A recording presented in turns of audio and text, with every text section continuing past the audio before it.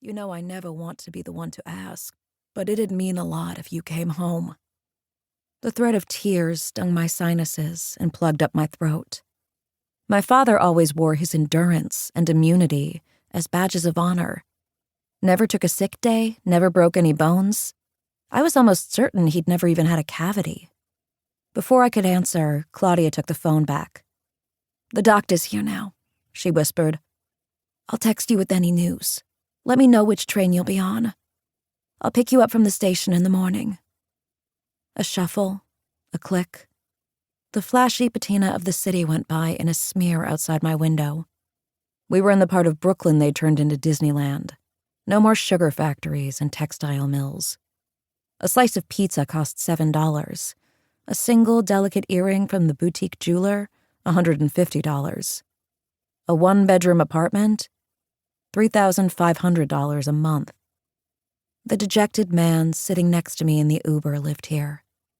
Earlier, I'd been eager enough to cross a bridge for Ross and see where the night led, but now I did not want to go upstairs with him and play pretend. I did not want to find out he was one of 3 roommates living in a 2-bedroom. I did not want to wrap my panties around my wrist like a scrunchie to save myself the agony of feeling around for them in the post-coital dark, the next Uber driver waiting for me downstairs, messaging me, "I'm here. Miss, are you coming?" while my heart searched for its natural rhythm. But I also did not want to send him away forever, I decided then, examining his silhouette in the intermittent Bedford Avenue lamplight. He was an astute enough kisser to make me wonder what other skills he might possess. I wasn't ready to sacrifice the investment I'd made that night and send him to the island of lost hinge dates. The old sunk cost conundrum. I'd have to put a pin in the family trauma if I wanted to save Ross for a rainy day. "I can't come up tonight," I said, scooting over to recoup his affections, sliding a well-manicured hand over his black denim-clad thigh. But not for lack of wanting to. "You came all the way out here just to go back downtown?" he asked, gentle but incredulous. He blew a puff of nicotine vapor down the sleeve of his leather jacket. A hint of mint haunted the air between us. His face showed as much concern as 4 whiskeys on ice would allow. Ross looked like a young Alex Rodriguez, when he was just the rookie shortstop from my childhood whom I'd begged my dad to take me to see whenever the Mariners were in town. I pressed my lips to his jawline. "Look, I'm not thrilled about it either. And this driver is going to be even less thrilled that I've taken up temporary residence in the back of his Impala. But it's a family emergency.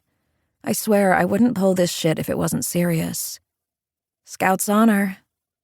I flashed him a double peace sign, like Richard Nixon with a mile of carefully displayed cleavage. My head buzzed as the martini fog receded, leaving me in a muzzy, in-between state of inebriation. Ross stayed quiet. By the time the driver pulled up in front of his building, I'd kissed my way across his neck and crawled into his lap. Not bad, I thought, looking out the window and up at the facade. One of those modern structures with matte black banisters and semi-flush globe light fixtures. Inside, I'd bet there were stainless steel appliances in every kitchen and a wheezing French bulldog on every floor. "I think you should still come up. Make the trip worth it," he whispered, then stuck his tongue in my ear. I couldn't bring myself to recount the details of the phone call. Confiding in this stranger that I was legitimately worried about my dad felt too intimate and a little juvenile. I didn't want his pity. "Listen, Ross," I said, pulling away. "Tonight's just not my night, but I really do want to see you again. And I'm not saying it in the obligatory, you just gave me a pelvic exam in the back of a cab kind of way. I'm saying it because I just got out of a long-term relationship where no one spoke up about what they really wanted, and I think it's important for me, for the universe, that I tell you what I want." Pivoting to the subject of Ben, my ex, was easier than that of my dad because I was still trying hard to tamp down the too recent memory of him while I was out with other men. Both the parts of Ben that repulsed me, the relentless veneer, the cabal of New York City private school friends he never outgrew,